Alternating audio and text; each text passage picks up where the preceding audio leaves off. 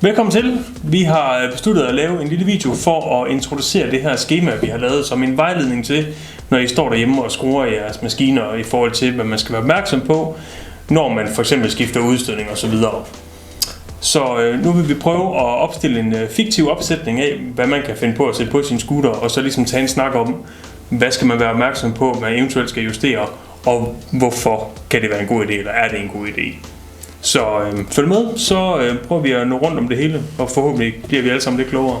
Fedt. Jamen, hvad skal vi starte med, Nikolaj? Hvad skal du have på din maskine først? Jamen, jeg har købt som den eneste i Danmark, har jeg købt en PGO Hot 50 totakter. Den er standard, jeg har taget begrænsningerne, og nu kunne jeg egentlig godt tænke mig at sætte en udstødning på, og jeg tror GNLGO, Yasuni Z måske. Ja, altså som udgangspunkt så lægger arket her op til, at om det er en GNLGO eller en Yasuni Z eller hvad det er, at det er vejledende, så det er ud fra, at du sætter en udstødning på, der ikke er den originale eller den lovlige. Jamen når du sætter en udstødning på, om maskinen er lovlig eller ej, i det tilfælde lovlig, jamen, så skal du uanset hvad være sikker på, at maskinen får benzin nok, så du skal være sikker på, at hoveddysen er den rigtige.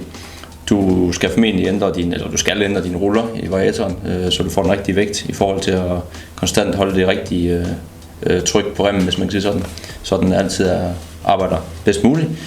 Det skal oftest kombineres med en trykfeder, som jo komplementerer med rullerne. Alt efter hvad for en udstødning det er, så kan du få et arbejdsområde, der flytter sig ret meget, og derfor kan din trimfeder også være nødvendig at udskifte, for at du får en senere tilkobling, så du ikke får sådan et men at den egentlig får en jævn kurve. Ja, den sparker ind, når udstødningen begynder eller er i arbejdsområdet faktisk. Ja. Har du nogle begrænsninger i, jamen så må man jo gå ud fra, at når du nu valgte at sætte en udstødning på, at så er det ikke fordi, at den skulle være begrænset, så du skal selvfølgelig fjerne de begrænsninger, du har. Det kan være i variatoren eller i karburatoren, og det kan også være hvis det er begrænset, jamen så kan du egentlig opnå et omvandstal med en udstødning i nogle tilfælde, hvor CD'en den vil spille ind. Okay. Så det vil være de ting, du skulle omkring, når du skifter udstødning på din eneste PGO 50 der. Mit unikum. Ja. Unikum. Yes. Jamen det var jo ikke så lidt. Men det er nemt, for det står i... Ja, men forhåbentlig giver det jo lidt indtryk, så man kan nærstudere det lidt. Så har jeg kørt med min udstødning i noget tid nu, og kunne egentlig godt tænke mig måske lidt mere optræk. Kunne en variator måske være en god idé? Det vil være fint. Ja. Så det er nok også det, vi oplever, at det er sådan nummer 2. Enten nummer 1 eller nummer 2 byttet med en udstødning. Så en variator er super fin. Jamen når du skifter din variator, så skal du igen være sikker på, at rullerne har den rigtige vægt i forhold til resten af opsætningen på motoren.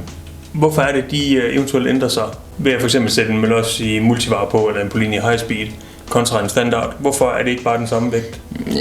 Som medfølger, eller som jeg kan bruge. Som du kan bruge. Lad os sige, at jeg kører 6,5 med min udstødning i standard, variator. Ja. Hvorfor kan jeg så ikke bare smide 6,5 i min high speed igen, og så er det bare helt sikkert det samme? Ja, men det er også, det kan du i nogle tilfælde måske også godt, men du ligger heller ikke langt derfra, fordi variatoren ændrer ikke så meget på den del. Den ændrer ikke som sådan på arbejdsområdet. Så på den måde så vil du egentlig ofte kunne vejlede ud fra det, der sad i, hvis maskinen er skørt optimalt. Okay. Så det vil du godt kunne. Og det vil være rimelig ens fra Polini til Malossi og så videre. Hvad de så medsender og ruller, det er vidt forskelligt. Og der er det jo vigtigt at understrege, at de ved jo ikke, hvad jeg har sat på min scooter. Nej. Så at antage, at de ruller, der er med, at de skal monteres til den her variator, eller hvad vi nu har, det skal man passe lidt på med. Der skal man lige bruge snudeskaftet og lige tænke sig lidt om. Ja, når du skifter variatoren, skal du selvfølgelig sørge for, at det igen er de rigtige ruller. Det er som sagt ikke sikkert, at det er de rigtige, der medfølger variatoren. Hvis du nu har skiftet udstødning, når du er nede i noget, der ligner 5,3 eller 4,9 grams ruller, jamen så får du ikke det optimale ud af at sætte de der 5,9 grams ruller i som medfølger.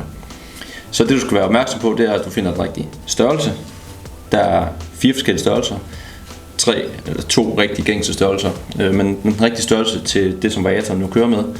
I det her tilfælde vil det formentlig være 16x13, og derefter så skal du finde den rigtige vægt. Passede vægten, du havde i din standard variator, og var målet den samme, så kunne du tage dem og flytte dem over. Men ellers og så starte med det. Og så starte med det. Og PGO kører med 16x13, så der vil uanset tuningsvariator, ja. Det kan være nødvendigt at komme omkring trykfjederen. Det er jo også lidt igen det her med, at den spiller sammen med rullerne. Det kan være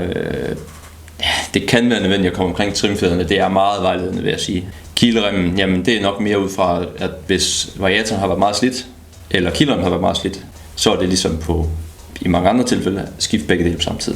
Hvis du har en variator, der er meget slidt, og du sætter en ny kilderem på, så vil den kilderem automatisk slide sig efter variatoren. Og omvendt, har du en variator, du sætter på, så skal du egentlig til at rette en gammel slidt kilderem ind efter en ny variator, så du kan ske egentlig at lave mere slid på variatoren hurtigere end ellers. Og så igen, hvis der er andre begrænsninger, så skal de selvfølgelig være fjernet. Dem havde du så nok fjernet til. Ja, lige nok. Så det vil være det. Godt. Så nu har jeg købt med udstødning, jeg har købt med variator, og det spiller bare. Men alting bliver vane med tiden, og jeg vil gerne have lidt mere. Ja. Vil det give mest mening at hoppe over på noget kobling allerede, eller skal jeg måske have lidt mere effekt ud af motoren i form af noget cylinder? Koblingen er tidlig. Hvis den er slidt, så skal du selvfølgelig overveje det, så skal du gøre det efter, hvad dine fremtidsplaner er. Ja, men hvis vi snakker sådan ren, værdi for pengene. Ja, så er koblingen er først et problem, når du kommer højere. Det kan igen være udfordringen, hvis ikke du kan få trimfædre til den kobling, du har i, så du kan få senere tilkobling, jamen, så vil du møde et problem der, og ellers så vent med koblingen, helt sikkert. Okay. Så herefter, så er vi nok over i noget cylinder. Ja. Okay. Jamen så køber jeg sådan en og sætter på. Der kan jeg selvfølgelig vælge, om jeg vil have en 50 kubik sport eller en 70 kubik sport. Jeg kan selvfølgelig også gå højere op end det, men til mit hverdagsbrug, så tænker jeg, at en 70 kubik sport støbejerns cylinder, lad os kalde det DR Racing, det er den vej, jeg vil gå. Ja. Kan jeg bare smide den på? Og så nu har jeg jo stadig dys i forhold til udstødning og så videre, så... Jamen, nej. Og det er også den kategori, hvor man vil på ud fra det her ark der er faktisk fuld mølle. Ja. Så sådan meget vejledende, så lad os starte fra den ene ende. Ja, det er at studsen skal passe, men det kan man ikke sige, at den skal til et cylinderkit nødvendigvis. Men det kan man sige, fordi vi også har karburator markeret. Ja. Så vælger du at skifte din karburator alt efter størrelsen på dit cylinderkit, så skal du have en tilpassende. Og det kan jo både være tilspænding, men vel også i flow, eller hvad? Ja, oftest tilspænding, men fordi et flow er selvfølgelig valgmuligheder. Alt efter hvor seriøst man tager det, og hvad liga man er i, ja. Og så videre og så videre. Din udstødning skal du gerne være sikker på, at den passer til et cylinderkit. Du startede med udstødningen, når du måske købte et cylinderkit ud fra det. Ja. CDI'en skal være ubegrænset. Dine begrænsninger skal være fjernet. Det kan være, at du begynder at æble lidt ud på farten på din standardgearing. Så det kan være, at du skifter enten den primære gearing eller den sekundære gearing, eller begge dele, for at opnå en højere. Nogle maskiner er forholdsvis lavt gearet standard. Andre maskiner er ret fornuftigt gearet og kan sagtens trække en 70 kubik cylinder eller udstødning. Ja. Igen, din kilderem trænger den, jamen så skal den forbi en udskiftning. Hvis nu ikke kilderemmen er slidt, vil der så være fidus i at skifte til en anden kilderem? For eksempel noget Stage 6, hvad hedder den Sport Pro? Ja, både over kan man sige, fordi at du skulle gerne opnå en stærkere kilderem, hvis du gør det her. Ja. Og når det er det, du søger, så er det jo fordi, at vi øger effekten på motoren faktisk forholdsvis markant fra standard til i dit tilfælde nu, alt efter hvad for en cylinder det var, du fik købt. Måske 7, 8, 9 heste. Og sådan en 3-4 dobling af motoreffekten, jamen den har selvfølgelig et større slid og et større pres på de eksisterende dele. Så hvis din kilderem er lidt tynd i forvejen, det skal lige igen siges, at faktisk er der en del kilderem, standardkilderem, som faktisk er ganske okay, og maskinerne kører fint med dem.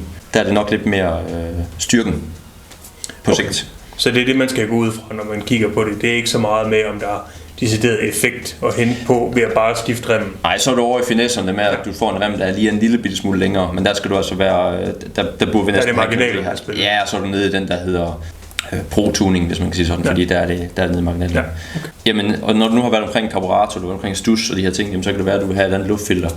Det kan være, at du skal have en anden variator, hvis ikke du har fået det på endnu, og så videre, og så videre. Så det hele skal egentlig tjekkes igennem igen.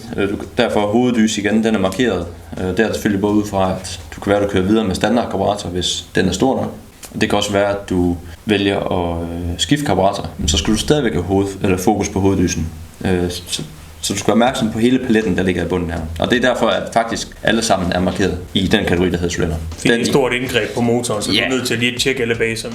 Og man kan sige, at den her kategori, vi har lavet, den hedder cylinder tuning 70 kubik.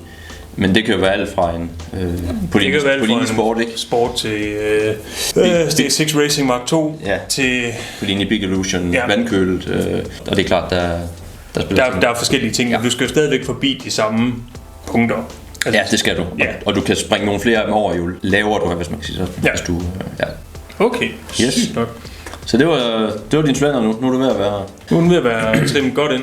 Hvis jeg så vælger at droppe alt det her, og egentlig bare vil have noget fed lyd af den, kan jeg så bare tage min standard scooter, som den er, standard karburator, hele møget, og så smide for eksempel et powerfilter på. Vil det give noget? Det vil i nogle tilfælde give meget, meget lidt. Ja, okay. Det vil det. Men, så det er mere støj end det er? Det er look og støj og streetness. Okay. Hvad hedder det? Credit. Også vigtige parametre. Ja, det er det. Du vil også være helt sikker på, at du får et større benzinforbrug. Det er jo også en ting. Men er der noget, jeg skal justere i forhold til det? Ja. Fordi luft er vel bare luft? Igen, ja, og når vi har noget luft, der øges, så har vi også en benzinmængde, der skal øges. Okay, så jeg skal kigge på hoveddysen? Ja, igen skal du omkring hoveddysen. Så skal du være sikker på, at luftfilter passer til og kan sidde i vinklen og alle de her ting. Det er ikke en del af arket her, men det er sådan de ting, man også skal være opmærksom på. Okay. Jamen, jeg tror, vi var hele vejen rundt. Ja. Men super fedt værktøj, meget vejledende. Ja, altså det er jo vigtigt at understrege, at det her det er jo ikke en facitliste. Det er jo ikke noget, vi siger, man skal gøre. Det er for at give en idé om, hvis man sidder og overvejer et eller andet. Det kan jo også være, hvis man køber en scooter, der er ulovlig, og mor og far vil have, den skal være lovlig, eller man selv ønsker den lovlig selvfølgelig, så kan man også bruge det her schema for ligesom at rulle tilbage, kan man sige, til standard. Så den fungerer jo begge veje, og det er derfor, vi tænkte, det måske kunne være et godt værktøj at have, til når man står ude i værkstedet og ruder med det. Eller når man sidder ved at lave en indkøbskurve på, hvad skal jeg bruge, hvad skal jeg have, hvad skal jeg huske at have med, dyser, ruller, alt det her. Så vi håber, I kunne bruge det.